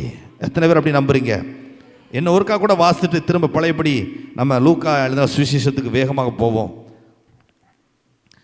மத்தேயு 6ஆம் அதிகாரத்தில் போன வாரமும் அதை வாசித்து காண்பித்தேன். ஆனால் இன்றைக்கு மறுபடியும் உங்களை நினைப்பூட்ட விரும்புகிறேன். ஏன்னா உங்கள் வாழ்க்கையில் மாற்றம் வரணும், உங்கள் வாழ்க்கையில் நீங்கள் ஒரு வெற்றியை பெற்றுக்கொள்ளணும், உங்கள் வாழ்க்கையில் ஒரு வெளிச்சம் உண்டாகணும், உங்கள் வாழ்க்கையுடைய சூழ்நிலைகள் மாறணும். தேவனுடைய வார்த்தையினுடைய வல்லமையும் மேன்மையும் நீங்கள் ஒவ்வொருவரும் அறிந்து கொள்ளணும். இந்த வார்த்தையினுடைய ரியாக்ஷன் உங்கள் குடும்பங்களில் பிரதிபலிக்க ஆரம்பிக்கணும். இதை நான் விரும்புகிறேன். இந்த வார்த்தை பிரசங்கிக்கக்கூடிய வார்த்தைகள் உங்கள் வாழ்க்கையில் உங்கள் குடும்பங்களில் அப்படியே பலித்து உங்கள் வாழ்க்கையில் அதனுடைய விளைவை நான் பார்க்கறத நான் விரும்புகிறேன். ஆகையினால தான் மறுபடியும் நான் அதை சொல்கிறேன். 6ஆவது அதிகாரத்துக்கு திருப்பிக் கொள்ளுங்கள். அங்கே மேலே நீங்கள் வாசித்தீங்கன்னா சொல்கிறாரு, ஆகாயத்து பறவை பாரு, காட்டு புல்லை பாரு அப்படின்றாரு. இதெல்லாம் சொல்லிட்டு சொல்கிறாரு, இப்படி உலக மனிதர்கள் அஞ்ஞானிகள், எல்லாம் சொல்லுங்க அஞ்ஞானிகள் அப்படின்னு அறிவில்லாதவர்கள் இதுக்கு பின்னாலே அலைஞ்சிட்டு இருக்காங்க. என்ன கிடைக்கும், அங்கே அது கிடைக்குமா, இங்கே இது கிடைக்குமா, அங்கே இது கிடைக்குமான்னு கேட்டு எங்கே கிடைக்குன்னு சொல்லி அலைஞ்சிட்டு இருக்காங்க. 32வது வசனம் 31லேருந்தே வாசிப்போம். ஆகையால் 31லிருந்து, ஆகையால் எண்ணத்தை உண்போம், எண்ணத்தை குடிப்போம், எண்ணத்தை உடுப்போம் என்று கவலைப்படாதிருங்கள். இவைகளெல்லாம் அஞ்ஞானிகள், முட்டாள்கள், எல்லாம் சொல்லுங்க முட்டாள்கள் நாடி தேடுகிறார்கள். அப்போ ஒவ்வொரு நன்மைக்கு பின்னால் அது கிடைக்கும் கிடைக்கும் கிடைக்கும் எப்படி கிடைக்கும்னு சொல்லி பின்னால் போகிறது முட்டாள்தனம். இவைகளெல்லாம் அஞ்ஞானிகள் நாடி தேடுகிறார்கள். இவைகளெல்லாம் உங்களுக்கு வேண்டியதென்று உங்கள் பரமபிதா அறிந்திருக்கிறார். நல்லா கவனிங்க, இவைகளெல்லாம் உங்களுக்கு வேண்டியதென்று பரமபிதா அறிந்திருக்கிறார். அறிந்து என்ன செய்கிறார்? அந்த நன்மையை, ஒவ்வொரு நன்மைக்கு பின்னால் நீங்க அலைய வேண்டாம். இந்த ஒரு விஷயம் உங்க கையில் இருந்தா போதும், எல்லாம் கிடைக்கும் அப்படிங்கிறத அறிந்து அந்த விஷயத்தை உங்களுக்கு தருவதற்கு அவர் விருப்பத்தோடு இருக்கிறாரு. ஆனா நீங்க பாக்குறீங்க, நீங்க எப்படி பாக்குறீங்க? நமக்கு தேவையானது இது இல்லையே, நம்ம எதிர்பார்க்கறது இது இல்லையே, நமக்கு அதெல்லாம் வேணும் அப்படின்னு நினைக்கிறீங்க. நான் சொல்றேன், அரசாங்கத்தில் வீடு இல்லாதவர்களுக்கு வீடு கொடுக்குறாங்க. வீடு இல்லாதவங்களுக்கு என்ன கொடுக்குறாங்க? வீடு கொடுக்கறது எப்படிங்க? அந்த வீட்டை தூக்கி கையில் அப்படி கொடுக்குறாங்களா? இல்லை, அந்த வீட்டினுடைய சாவியை கொடுக்குறாங்க. என்ன கொடுக்குறாங்க? வாய் திறந்து என்ன கொடுக்குறாங்க? சாவி தான் கொடுப்பாங்க. அந்த சாவி இருந்தாலே போதும், அந்த வீடு உங்களுக்கு சொந்தமாகிறது. எத்தனை பேர் நம்புறீங்க? என்னடா வீடு கேட்டால் சாவியை கொண்டு தந்திருக்காங்க. அந்த மாதிரி அநேகருக்கு தேவனுடைய வார்த்தை என்னுடைய மேன்மை புரியலை. வார்த்தையுடைய மேன்மை, நான் சொல்றேன், உங்க வாழ்க்கையில் அடைப்பட்டிருக்கிற எல்லா நன்மைகளுக்கும் ஆசீர்வாதத்துக்கும் ஒரு திறவுகோலாக, ஒரு சாவியாக தான் தேவனுடைய வார்த்தை இருக்குது. அதை கரெக்டாக பிடிச்சுக்கணும். நான் சொல்றேன், ஒரு காரை பத்திரப்படுத்தணும்னா அந்த காருடைய சாவியை நீங்கள் பத்திரம் வச்சா போதும்.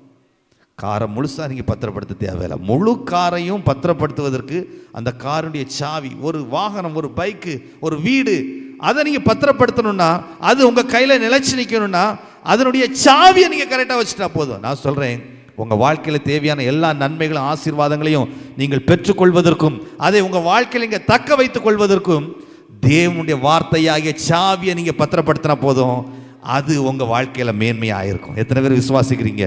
நான் சொல்கிறேன், உங்களால் முழு வீடையும் தூக்கிட்டு வர முடியாது, அரசாங்கத்தாலும் தூக்கி கொடுக்க முடியாது.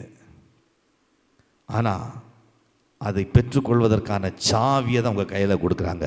நான் சொல்கிறேன், ஆண்டவரும் அப்படி தான் உங்களுக்கு வைத்திருக்கிற, உங்களுக்கென்று ஆயத்தம் பண்ணின நன்மைகளை நீங்கள் பெற்றுக்கொள்வதற்கு அதற்கு தேவையான சாவியை, எல்லாரும் சொல்லுங்க, சாவியை ஆராதனை நேரத்தில் தந்துட்டு இருக்காரு. நிறைய பேர் பார்க்குறாங்க, இது என்ன சாவி, தூரப்பட்டு வீடு கிடைக்கணும்னா ஒரு சாவியை கொண்டு கையில் தந்திருக்காங்க அப்படின்ட்டு நிறைய பேர் ஏமாற்றத்தோடு போகிறீங்க. இதுதான் முட்டாள்தனம், இதுதான் அறிவீனம். எத்தனை பேருக்கு விளங்குது? சொல்லிட்டு கீழே சொல்கிறார் பாருங்க, முதலாவது தேவனுடைய ராஜ்யத்தையும் அவருடைய நீதியும் தேடுங்கள், அப்பொழுது இவைகளெல்லாம் உங்களுக்கு கூட கொடுக்கப்படும் அப்படின்னு சொல்கிறார். தொடர்ந்து வாசிப்போம். லூக்கா எழுதின சுவிசேஷம் 5ஆம் அதிகாரம், வேகமாக. லூக்கா எழுதின சுவிசேஷம் 5ஆம் அதிகாரம். பின்பு அவர் கனசரேத் கடல் அருகே நின்றபோது திரளான ஜனங்கள் தேவ வசனத்தை கேட்கும்படி அவரிடத்தில் நெருக்கினார்கள். எதுக்கு நெருக்கினாங்க? எதுக்கு நெருக்கினாங்க? வசனத்தை கேட்கும்படிக்கு. நீங்களும் ஆண்டவர்கிட்ட நெருக்கணும், அவருடைய வசனத்துக்காக நெருக்கணும். எதுக்கு நெருக்கணும்? ஒரு குறிப்பிட்ட நன்மைக்காக, ஒரு குறிப்பிட்ட ஆசீர்வாதத்திற்காக தேவ சமுத்திரம் நெருங்காம தேவனுடைய வார்த்தையை கேட்கும்படி தேவனிடத்தில் நெருங்க வேண்டும். தேவ சமூகத்துக்கு வரணும், ஏதோ ஒரு காரியம் நடக்கணும் அப்படிங்கிற ஒரு குறிப்பிட்ட குறுகிய கண்ணோட்டத்தோட வராம, தேவனுடைய வார்த்தை எனக்கு வேணும், தேவனுடைய வார்த்தை எனக்கு, அவருக்கு தெரியும் உங்களுக்கு என்ன வேணுங்கிறத. அவரை விட நீங்க பெரிய புத்திசாலி கிடையாது. பாருங்க, அன்றைக்கு இயேசு வாழ்ந்த காலத்தில் ஜனங்கள் இயேசுவை நெருக்கினார்கள். சில ஜனங்கள் அப்பத்துக்காக தேடி தேடி அலைஞ்ச ஜனங்கள் மத்தியில் ஒரு கூட்ட ஜனங்கள் தேவனுடைய வார்த்தையை கேட்கும்படி, தேவனுடைய வசனத்தை கேட்கும்படி, தேவன் அவங்க வாழ்க்கையில் வைத்திருக்கிற மேலான நன்மைகளை, ஆசீர்வாதங்களை சுதந்திரித்துக் கொள்ளும்படி அவரை நெருக்கினார்கள். அப்பொழுது கடற்கரையிலே நீண்ட 2 படகுகளை கண்டார். மீன் பிடிக்கிறவர்கள் அவர்களை விட்டு இறங்கி வலைகளை அலசி கொண்டிருந்தார்கள். எல்லாம் சொல்லுங்க, அலசி கொண்டிருந்தார்கள். அப்பொழுது அந்த படகுகளில் ஒன்றில் ஏறினார். அது சீமோனுடையதாக இருந்தது. அதை கரையிலிருந்து சற்றே தள்ளும்படி அவனை கேட்டுக்கொண்டு, எல்லாம் சொல்லுங்க, கேட்டுக்கொண்டு அந்த படவில் உட்கார்ந்து ஜனங்களுக்கு வார்த்தையை கொடுத்தார், போதகம் பண்ணினார். ஜனங்களுக்கு போதகம் பண்ணினார். நான் சொல்றேன், வார்த்தைக்கு முக்கியத்துவம் கொடுக்கக்கூடிய மனுஷனுடைய வாழ்க்கைக்கு தேவையான நன்மைகள் அவன் பின்னால வரும். அவன் பின்னால கவனிங்க, ஆண்டவர் இப்ப வர்றாரு. ஆண்டவருக்கு தெரியும் 2 படகுகள். எத்தனை படகு? 2 படகு வெறுமையாக, சூன்யமாக, பிரயோஜனம் இல்லாமல் தனித்து விடப்பட்டு வெறுமையாக உட்கார்ந்துருக்குது.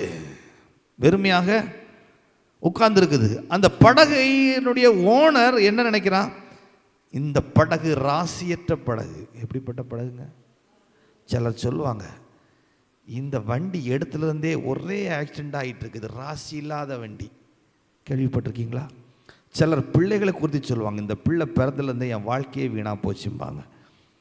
அநேக காரியங்களை குறித்து பேசக்கூடிய மனிதர்களை நீங்கள் பார்த்துருப்பீங்க. அவங்க எதெல்லாம் ராசி இல்லைன்னு நினைக்கிறாங்களோ, ராசி இல்லைன்னு நினைக்கிறது பக்கத்தில் அவங்க ரொம்ப வரமாட்டாங்க, ரொம்ப அதை பயன்படுத்த மாட்டாங்க. அப்படிப்பட்டதை அபசகுனமாய் இருப்பதை ஒதுக்க ஆரம்பிப்பார்கள். என்ன செய்வாங்க? இந்த இடத்துல பார்க்கும்போது படகு வெறுமையாக, 2 படகு வெறுமையாக நிற்குது. அந்த படகுனுடைய ஓனர் கூட அந்த படகுல இல்லை, அந்த படகுல இல்லை. நான் சொல்றேன், உங்க வாழ்க்கையில எதுவுமே இல்லாமல் நீங்க வெறுமையாக எல்லாவற்றையும் இழந்து தனித்து விடப்பட்டிருக்கும் போது உங்களுக்கு வேண்டியவர்களும் உங்கள் சொந்தக்காரர்களும், ஏன் உங்க தாய் தகப்பனும் கூட உங்க கிட்ட வர மாட்டாங்க. உங்ககிட்ட எல்லாம் உடையதாய் நீங்க இருக்கும்போது உங்களுக்கு அறிமுகம் இல்லாதவர்களும் உங்களிடத்தில் உரிமை பாராட்டி வருவாங்க. இயேசு வெறுமையாய் விடப்பட்ட அந்த படகை பார்க்கிறாரு. அந்த படகை மட்டும் இல்லைங்க, வெறுமையாய் இருக்கிற உங்க வாழ்க்கையை ஆண்டவர் பார்க்கிறாரு. எத்தனை பேர் விசுவாசிக்கிறீங்க? பக்கறவங்க கையை பிடிச்சி கேளுங்க. நீங்க வெறுமையா இருக்கீங்களா? தனித்து விடப்பட்டிருக்கீங்களா? உங்களுக்கு வேண்டியவங்களும் உங்களை தள்ளி விட்டு தூர நிற்கிறாங்களா? உங்களை ஆண்டவர் பார்க்கிறாரு. எத்தனை பேர் விசுவாசிக்கிறீங்க? உங்களை ஆண்டவர் பார்க்கிறாரு. உங்க வாழ்க்கையில ஏதோ செய்ய வேண்டும் விரும்புகிறாரு. உங்க வெறுமையை மாற்றணும்னு ஆண்டவர் விரும்புகிறாரு. அதுக்கு அவர் பயன்படுத்துறதுக்கு முதலாவது அந்த வெறுமையை அவரிடத்தில் கேட்கிறார். எத்தனை பேர் விசுவாசிக்கிறீங்க? எத்தனை பேர் நம்புறீங்க? ஆண்டவர் கேட்டது சுயநலமா இல்லை. ஆண்டவருக்கு அந்த படகை பார்க்கும்போது அந்த படகின் மீது ஒரு அனிதாபம், ஒரு அன்பு. இப்படிப்பட்ட ஒரு படகு, அதனுடைய சொந்தக்காரன் கூட அதை விட்டு இறங்கிட்டான், தனிமையா நின்றுட்டு இருக்குது. பார்க்கிறாரு, இதை நாம் பயன்படுத்தணும், இதை நாம் பிரயோஜனப்படுத்தணும். இதுல என் வார்த்தை ஏன் இந்த படகு கேட்கணும்? இந்த படகு வெறுமையா இருக்கிற படகு, பிரயோஜனம் இல்லாம இந்த படகு, ஒரு என்ன சொல்லப்படும், ஒதுக்கப்பட்ட படகு என்னுடைய வார்த்தையை கேட்கணுங்கிறது தேவன் விரும்பினார். எத்தனை பேர் விசுவாசிக்கிறீங்க? ஏன்னா அவருக்கு தெரியும், இந்த வார்த்தையை கேட்கும் போதே இந்த படகுல ஒரு பெரிய ஆசீர்வாதம் உண்டாக போகுது. வெறுமையெல்லாம் மாறப்போகுது, சூழ்நிலையெல்லாம் மாறப்போகுது, எல்லாமே தலைகீழ மாறப்போகுது. இதை வெறுத்து ஒதுக்கின எல்லாருடைய கண்களுக்கு பிரமிப்பு உண்டாகத்தக்க ஒரு பெரிய காரியங்கள் இந்த படகுல உண்டாக போகுது. எத்தனை பேர் விசுவாசிக்கிறீங்க? அதனாலதான் அவரு அந்த படகை கேட்கிறாரு. அந்த படகினுடைய ஓனர் பேரு சீமோன். அந்த படகுடைய ஓனர் பேரு சீமோன். அவன்கிட்ட சொல்றாரு, இந்த படகை நீ எனக்கு கொடு அப்படின்றாரு. எதுக்கு? எதுக்கு கொடுக்குன்னு சொன்னாரு? வார்த்தையை பிரசங்கிப்பதற்காக, வார்த்தையை அறிவிப்பதற்காக, ஜனங்களுக்கு தேவனுடைய வார்த்தையை ஆசீர்வாதமாக கொண்டு போவதற்காக. இந்த வெறுமையான படகின் மூலமாய் மற்ற ஜனங்கள் ஆசீர்வதிக்கப்படும்படி கர்த்தர் அந்த படகை கேட்கிறார். நான் சொல்றேன், தோற்று போன வெறுமையா இருக்கிற ஒதுக்கப்பட்ட உங்க வாழ்க்கையை ஆண்டவர் கேட்கிறாரு. எதற்காக என்றால், மற்ற ஜனங்களுக்கு நீங்கள் ஆசீர்வாதமாய் இருக்கும்படிக்கு. அநேக நூற்றுக்கணக்கான ஆயிரக்கணக்கான தேவனை தேடி வருகிற, அவருடைய வார்த்தை தேடி வரக்கூடிய எல்லா ஜனங்களையும் ஆசீர்வதிக்கும்படி கர்த்தர் உங்கள் வெறுமையை கேட்கிறார், உங்களுடைய புறக்கணிப்புதலை கேட்கிறார், உங்களுடைய நிராகரிப்பை கேட்கிறார், உங்களுடைய ராசி இல்லாத தன்மையை கர்த்தர் கேட்கிறார். எத்தனை பேர் அப்படி நம்புறீங்க?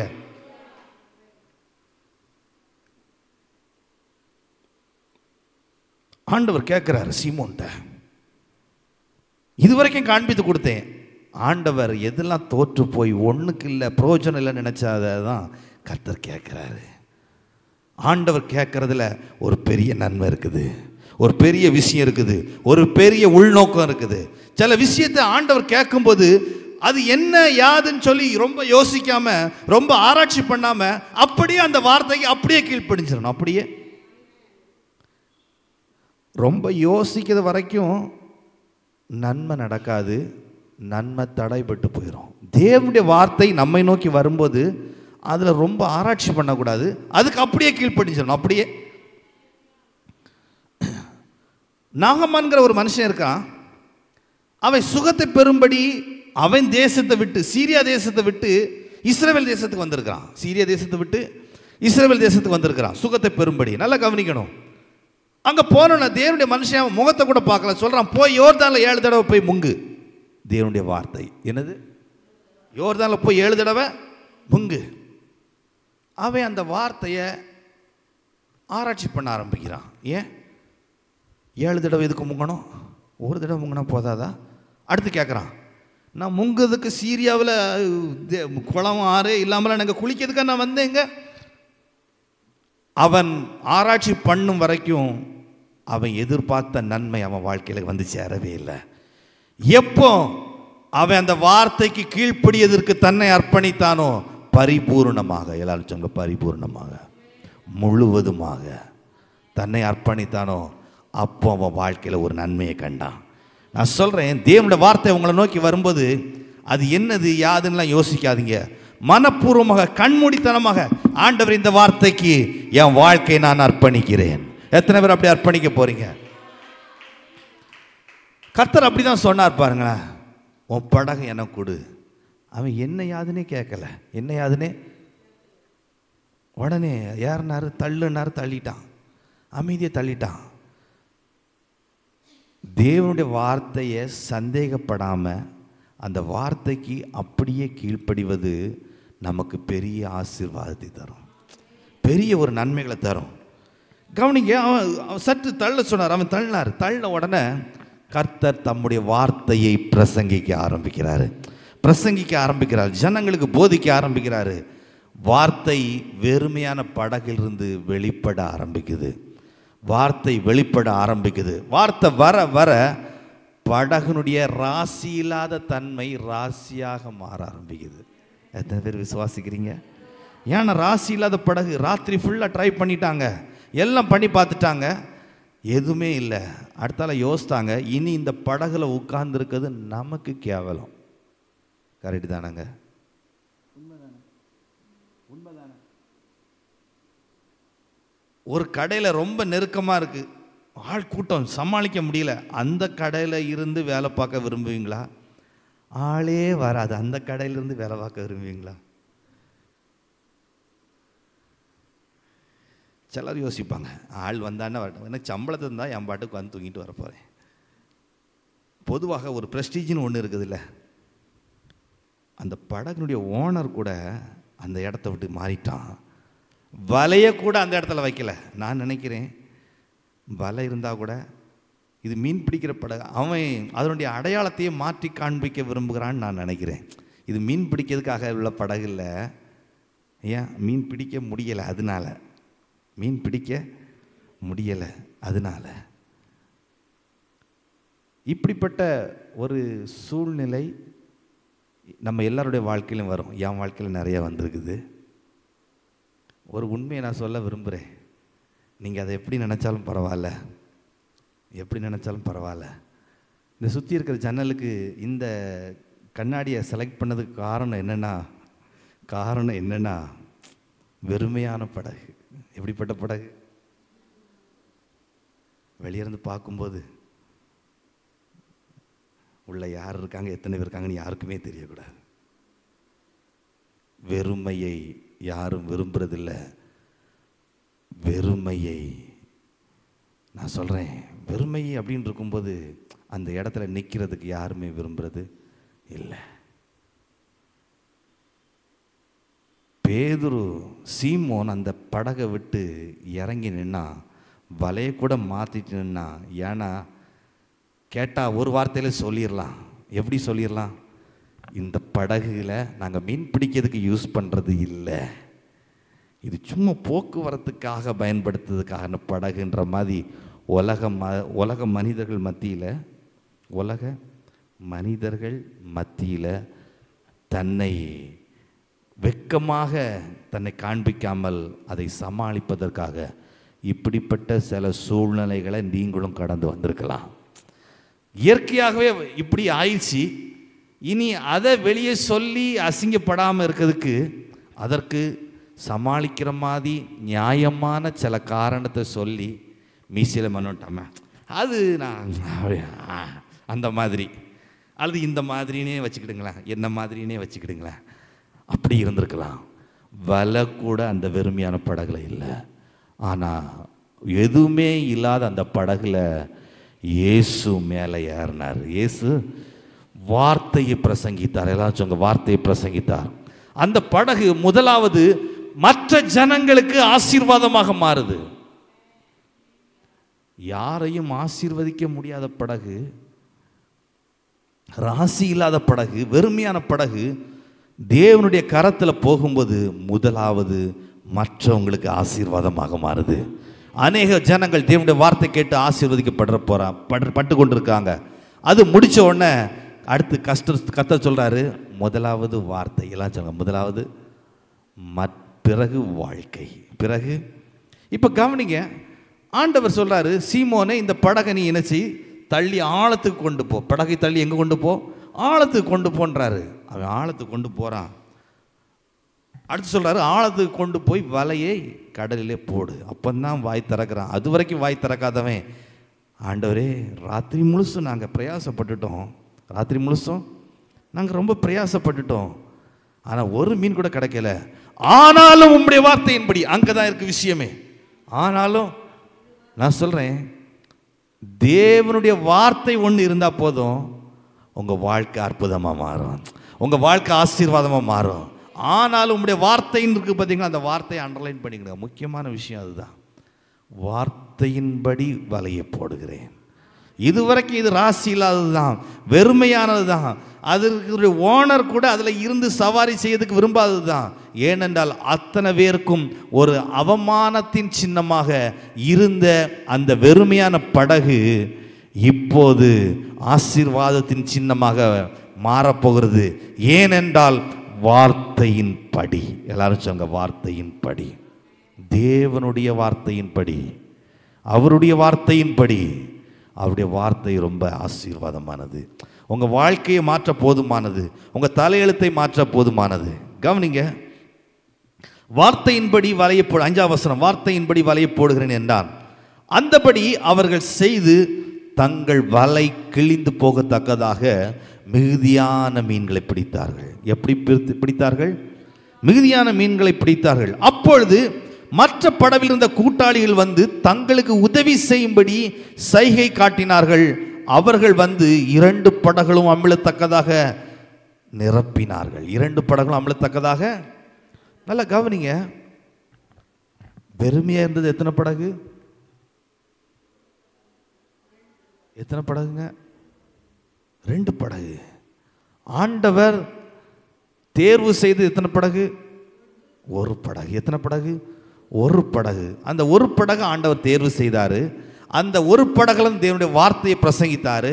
அந்த வார்த்தையை பிரசங்கித்து இந்த படகை முதலாவது மற்றவர்களுக்கு ஆசீர்வாதமாக மாற்றினார். இதில் சுயநலம் உள்ள மனிதர்கள் அது விருப்பம் இருக்காது. நானே இல்லை, ஒன்றுக்கு இல்லாமல் இருக்கேன், நான் எப்படி மற்றவங்களுக்கு ஆசீர்வாதமாக இருக்குது? நீ நினச்சிட்டு இருக்கிறது வரைக்கும் நீ உருப்பட மாட்ட. மன்னிக்கணும். நான் எனக்கு தான் ஆசீர்வாதமாக இல்லாமல் போயிட்டேன், மற்றவங்களுக்கு அது நான் ஆசீர்வாதமாக இருக்கணும். இந்த எண்ணம் வரணும். எந்த எண்ணம் வரணும்? இந்த எண்ணம் வரணும். சரி, என்னை கொண்டு எனக்கு தான் பிரயோஜனம் இல்லை, மற்றவங்களுக்கு அது நான் பயன்படணும். மற்றவங்களுக்கு அது முக்கியமாக என் தேவனுக்காவது நான் பயன்படணும். எத்தனை பேர் அப்படி விரும்புகிறீங்க? ஒருவேளை உங்கள் சூழ்நிலை, உங்கள் நிலைமை அது எப்படி வேணாலும் இருக்கலாம், அது பிரச்சனை கிடையாது. ஒரு ஆசை வேணும், நான் என் தேவனுக்காக பயன்படணும், என் தேவனுக்காக நான் பயன்படணும், என் தேவனுக்காக நான் செயலாற்றணும். தேவனுக்காக பயன்படுவது மூலமாக என் மூலமாக அநேக ஆயிரங்கள் ஆசீர்வதிக்கப்படணும். எத்தனை பேர் விசுவாசிக்கிறீங்க? பக்கத்தில் கரங்களை பிடிச்சி சொல்லுங்க, நீங்கள் உங்களுக்கு ஆசீர்வாதமாக இருக்குங்களோ இல்லையோ, நீங்கள் தேவனுக்கு பயன்படுவதன் மூலமாக உங்கள் மூலமாக அநேகர் ஆசீர்வதிக்கப்படணும்.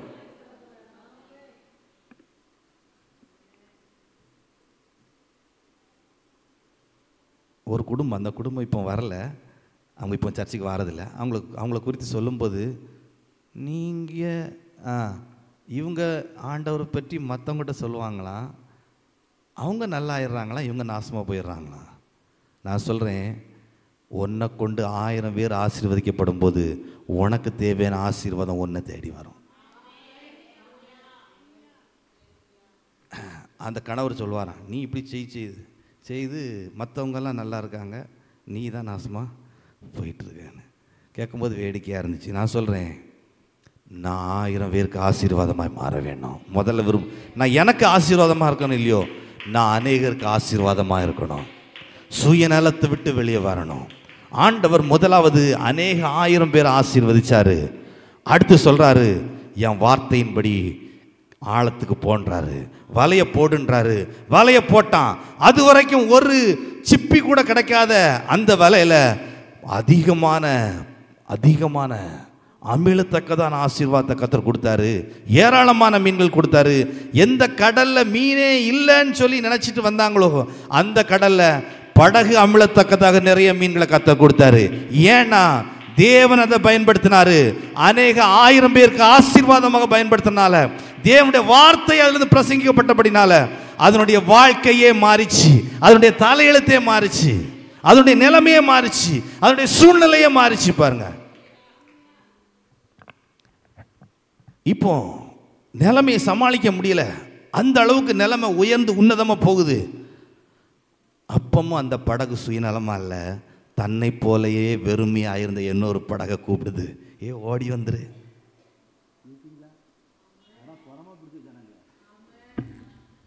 சுயநலமான ஜனங்களே, நான் என்ன சொல்றேன், என் வாழ்க்கை வெறுமையாக இருந்துச்சு. என்னைக்கு கர்த்தர் என்ன பயன்படுத்த ஆரம்பிச்சாரோ, நான் என்னைக்கு அநேக 1000 பேருக்கு ஆசீர்வாதமாக மாறினோ, அப்போது என் வெறுமை மாறி, என் வெறுமை எல்லாம் ஃபுல்லாக நிறைஞ்சி என்னாலே சமாளிக்க முடியாமல் ஆயிடுச்சு. இப்போ என்ன மாதிரி வெறுமையாக இருக்க இன்னொரு ஆள் கரையில் உட்காந்துருக்குது, அதையும் நான் கூப்பிடுறேன், அதையும் நிரம்புது, அதுவும் அமிழ்ற மாதிரி ஆசீர்வாதம். எத்தனை பேர் விசுவாசிக்கிறீங்க?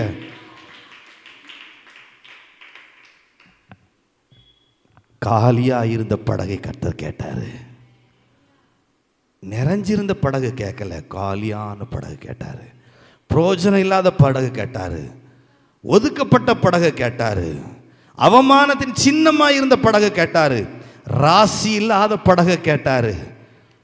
ராசியாக மாற்றினாரு. அவமானத்தை மாற்றினாரு, நிந்தையை மாற்றினாரு, நிறைவை கொடுத்தாரு, மற்றதையும் நிறைச்சாரு. எத்தனை பேர் விசுவாசிக்கிறீங்க? தோல்வி வந்தது 2 பேருக்கு தான். தோல்வி வந்தது 2 பேருக்கு தான். ஒருத்தரை ஆசீர்வதிச்ச ஆசீர்வாதத்திலேயே அடுத்த பக்கத்தில் இருந்தவன தோல்வியும் மாறிச்சு. நான் சொல்றேன், கர்த்தருடைய வார்த்தையை கேட்டு வார்த்தைக்கு நீங்க முக்கியத்துவம் கொடுக்கும்போது கர்த்தர் உங்க வாழ்க்கையில செய்கிற நன்மையின் மூலமாய் நீங்க மட்டும் ஆசீர்வதிக்கப்படுறது இல்ல, உங்களை மாதிரி ஆசீர்வாதம் இல்லாமல் சாபமாய் உங்களை மாதிரி கஷ்டப்படக்கூடிய மற்ற ஜனங்களுக்கும் நீங்கள் ஆசீர்வாதமாக மாற முடியும். தோற்று போன உங்களை கொண்டே கர்த்தர் உங்களை ஆசீர்வதித்து உங்கள் மூலமாய் உங்களை மாதிரிப்பட்ட சூழ்நிலை இருக்கிற அநேகருக்கு கர்த்தர் உங்களை ஆசீர்வாதமாக பயன்படுத்த முடியும். எத்தனை பேர் விசுவாசிக்கிறீங்க? எத்தனை பேர் அப்படி நம்புறீங்க? இது எல்லாத்துக்கும் கீவேர்டு என்னன்னா, அந்த ரகசியம் அவருடைய வார்த்தையில் இருக்குது. ஜனங்கள் வார்த்தையை தேடி வந்தாங்க. அந்த ஜனங்கள் ஆசீர்வதிக்கப்படும்படியாய் அந்த படகு பயன்பட்டது. அந்த படகு பயன்பட்டது. நல்லா கவனிங்க. அதுக்கு அடுத்து இதோட முடியலை, இன்னும் 2 விஷயம் சொல்லி வேகமாக முடிச்சிருவோம்.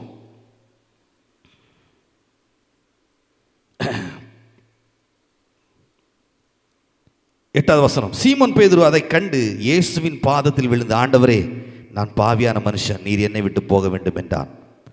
அவன் திரளான மீன்களை பிடித்தது நிமித்தம் அவனுக்கும் அவனோடு கூட இருந்த யாவருக்கும் பிரமிப்புண்டானபடியால் அப்படி சொன்னான். சீமோனுடைய கூட்டாளிகளான செபதேவின் குமாரனாகிய யாக்கோபும் யோவானும் அந்தபடியே பிரமித்தார்கள். அப்பொழுது இயேசு சீமோனை நோக்கி, பயப்படாதே, இது முதல் மனுஷனை பிடிக்கிறவனாயிருப்பாய். நல்லா கவனிக்கணும். கர்த்தர் உங்கள் வாழ்க்கையில் நன்மைகளை செய்வது, ஆசீர்வாதங்களை செய்வது, அதை வாங்கிட்டு மடங்கி போவதற்காக அல்ல, திரும்பி போவதற்காக அல்ல, தொடர்ந்து தேவனுடைய சித்தத்தை நீங்கள் நிறைவேற்றுவதற்காகவே. அநேகத்தில் நீங்கள் சுயநலமாக ஒருவேளை வந்தது, சுயநலமாக நீங்கள் வந்திருக்கலாம். தேவனை அறிந்து கொள்வது, ஏற்றுக்கொள்வது அதுக்கு சுயநலமாக இருக்கலாம். ஆனால் கர்த்தர் உங்கள் வாழ்க்கையில் உதவி செய்வது சுயநலமாக செய்யலை. ஒரு நன்மையை காண்பிக்கிறாரு. நன்மையை காண்பித்து உங்களை குறித்து உயர்ந்த ஒரு தேவனுடைய திட்டம் இருக்குது. எத்தனை பேர் விசுவாசிக்கிறீங்க? நீங்கள் வந்த காரியம் ஒன்றா இருக்கலாங்க, ஆனால் நீங்கள் ஏதாச்சியாக வரல. தேவனுடைய நோக்கம் ஏதோ ஒன்று உங்கள் வாழ்க்கையில் நிறைவேறுவதற்காக நீங்கள் வந்திருக்கீங்க. எத்தனை பேர் விசுவாசிக்கிறீங்க? நான் சொல்கிறேன், உங்கள் வாழ்க்கையில் வந்த குறைவுகள், வெறுமைகள் எல்லாவற்றுக்கு பின்பதாக தேவனுடைய திட்டம் ஒன்று இருக்குது. மகத்துவமான ஒரு மேன்மையான திட்டம் ஒன்று இருக்குது. அப்போ அந்த நிறைவை கர்த்தர் உங்கள் குறைவை மாற்றி நிறைவை தருவது எதற்காகனா, அவர் மேலே நீங்கள் இன்னும் நெருக்கமாகுவதற்காக. அந்த நன்மை போதுன்ட்டு படுத்து தூங்குவதற்காக அல்ல. ஆண்டவர் அதை விட மேலான மகத்துவமான தம்முடைய சித்தத்தை உங்கள் மேலே வச்சிருக்கிறாரு. எத்தனை பேர் விசுவாசிக்கிறீங்க? பக்கமாக பார்த்து சொல்லுங்க, உங்களை குறித்து ஒரு உயர்ந்த தேவனுடைய திட்டம் இருக்குது, ஒரு உயர்ந்த தேவனுடைய சித்தம் இருக்குது. ஆகையினால்தான் ஏதோ ஒரு குறைவினால, ஏதோ ஒரு வெறுமையினால, ஏதோ ஒரு அவமானத்தினால நீங்கள் எங்கே வந்திருக்கலாம். நான் சொல்கிறேன் அந்த அவமானத்தை கர்த்தர் மாற்றி ஏதோ தம்முடைய திட்டத்தை உங்களுக்கு வெளிப்படுத்த போகிறாரு. உங்களை குறித்து அதுவரைக்கும் மீன் பிடிச்சிட்டு இருந்த உங்களை கர்த்தர் மனுஷரை பிடிக்கிறவங்க மாற்ற போற. எத்தனை பேர் விசுவாசிக்கிறீங்க? உங்க நினைவை விட அவருடைய நினைவு ரொம்ப பெருசு. நான் சொல்றேன், அவன் என்னைக்கு தேவனுடைய சித்தத்தை ஏற்றுக்கொண்டானோ இன்றைக்கு வரைக்கும் அவனை நம்ம பேசிட்டு இருக்கிறோம். அநேக ஆயிரங்களுக்கு ஒரே பிரசங்கத்தில் 3000 பேர் ரட்சிக்கப்படுவதற்கு கர்த்தர் உதவி செய்தாரு. அதுக்கடுத்த பிரசங்கத்தில் 5000 பேர், அதுக்கடுத்து திரளான ஜனங்கள். அவன் வாழ்நாள் முழுசும் கர்த்தருடைய நாமத்துக்கு மகிமையாக வாழ்ந்தான். ஆரம்பம் ஒரு தோல்வி, ஆரம்பம் ஒரு நிந்தை, ஒரு வெறுமை, ஒரு அவமானம். நான் சொல்கிறேன், கர்த்தர் உங்கள் வாழ்க்கையில் செய்கிற ஒவ்வொரு நன்மையும் எதுக்குன்னா அதுக்கு பின்னால் ஒரு பெரிய தேவனுடைய நோக்கமும் திட்டம் இருக்குது. எத்தனை பேர் விசுவாசிக்கிறீங்க? எத்தனை பேர் நம்புறீங்க? அப்படி எழுந்திருப்போமா? நேரம் கொஞ்சம் அதிகமாகிடுச்சு. அப்படி எழுந்திருப்போம், கரங்களை உயர்த்துவோம், இந்த வார்த்தைக்கு நேராக நம்மை அர்ப்பணிப்போம். ஆண்டவரே, என்னுடைய வெறுமை, என்னுடைய குறைவுகள், என்னுடைய நிந்தை மாறும்படி உம்முடைய வார்த்தைக்கு நான் செவி கொடுக்கிறேன்.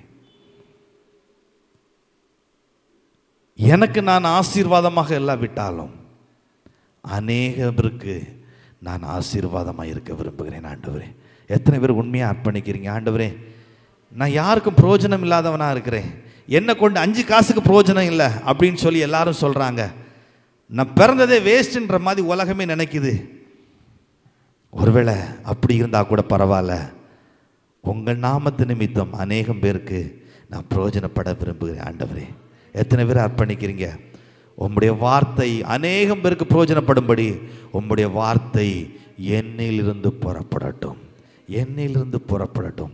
எத்தனை பேர் அர்ப்பணிக்கிறீங்க? ஆண்டவரே, நான் கேட்ட தேவனுடைய வார்த்தையை யார் யாரெல்லாம் பார்க்குறனோ அவங்கக்கிட்டெல்லாம் சொல்லுவேன்.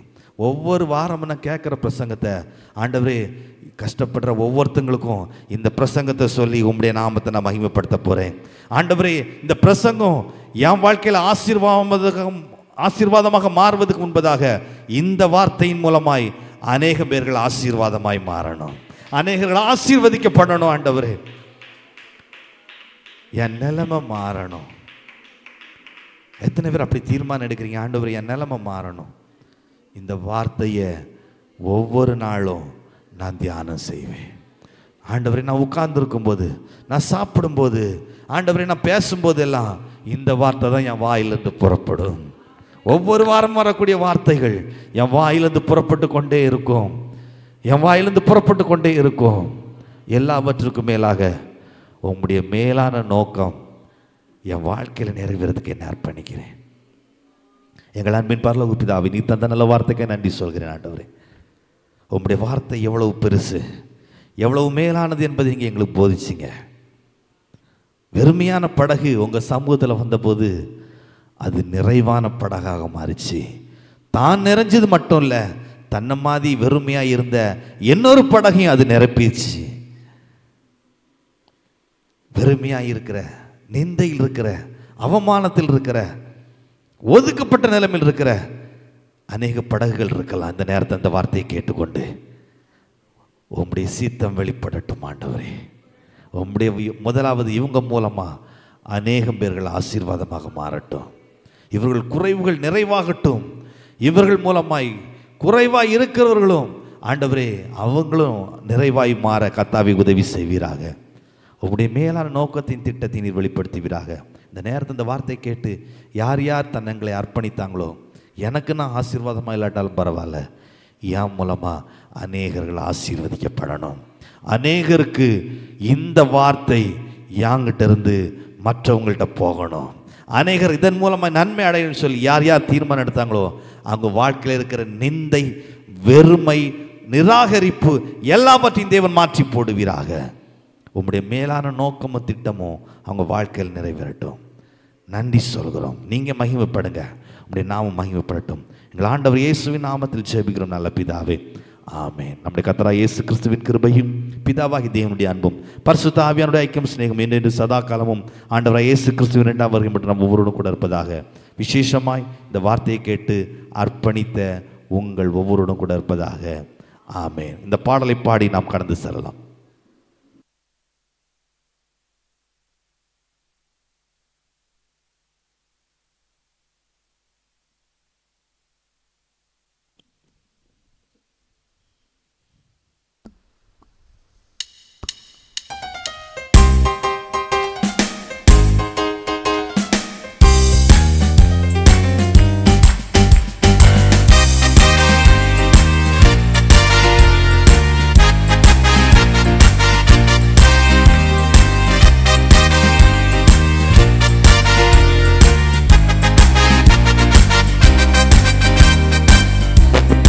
உன்னை என்றும் நடத்திடுவார், கண்மணி போல் உன்னை என்றும் காத்திடுவார், கரம் பிடித்து உன்னை என்றும் நடத்திடுவார், கண்மணி போல் உன்னை என்றும் காத்திடுவார்.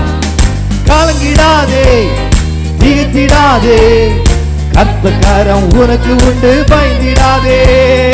கலங்கிடாதே, திகைத்திடாதே, கர்த்தர் கரம் உனக்கு உண்டு, பயந்திடாதே. படுகுழியில் நீ விழுந்தாலும் மரத்தில் இருந்து வந்து உன்னை தூக்கிடுவார். படுகுழியில் நீ விழுந்தாலும் மரத்தில் இருந்து வந்து உன்னை தூக்கிடுவார். காரிருளில் நீ நடந்தாலும் பாதைக்கு வெளிச்சமாக இருப்பாரே. காரிருளில் நீ நடந்தாலும் பாதைக்கு வெளிச்சமாக இருப்பாரே. கலங்கிடாதே, திகைத்திடாதே, கர்த்தர் கரம் உனக்கு உண்டு, பயந்திடாதே. கலங்கிடாதே, திகைத்திடாதே, கர்த்தர் கரம் உனக்கு உண்டு, பயந்திடாதே. அக்கினியில் நீ நடந்தாலும் எதுவும் உன்னை சேதப்படுத்த முடியாது. அக்கினியில் நீ நடந்தாலும் எதுவும் உன்னை சேதப்படுத்த முடியாது. ஆறுகளை நீ கடந்தாலும் அவள் என்று உன் மீது புகழ்வதில்லை. ஆறுகளை நீ கடந்தாலும் அவள் என்று உன் மீது புகழ்வதில்லை. கலங்கிடாதே, திகைத்திடாதே, கர்த்தர் கரம் உனக்கு உண்டு, பயந்திடாதே. கலங்கிடாதே, திகைத்திடாதே, கர்த்தர் கரம் உனக்கு உண்டு. சுழல் காற்று உன்னை சூழ்ந்தாலும் அவர் கிருபை உன்னை என்று தாங்கிடுமே.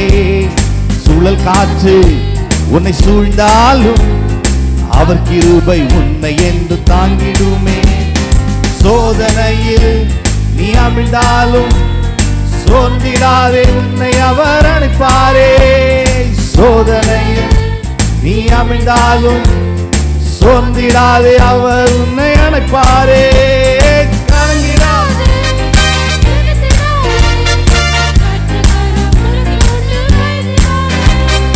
கலங்கிடாதே, திகைத்திடாதே, கர்த்தர் கரம் உனக்கு உண்டு. எல்லாரும் சேர்ந்து கலங்கிடாதே, திகைத்திடாதே, கர்த்தர் கரம் உனக்கு உண்டு. சத்தமாய் கலங்கிடாதே, திகைத்திடாதே, கர்த்தர் கரம் உனக்கு உண்டு, பயந்திடாதே. ஹalleluya, ஹalleluya. God bless you. கர்த்தர் உங்களை ஆசீர்வதித்திருக்கிறார். சமாதானத்துடன் கடந்து செல்லுங்கள். கலங்கிடாதீங்க, திகைத்திடாதீங்க. கர்த்தர் உங்களோடு கூட இருக்கார். ஆமென்.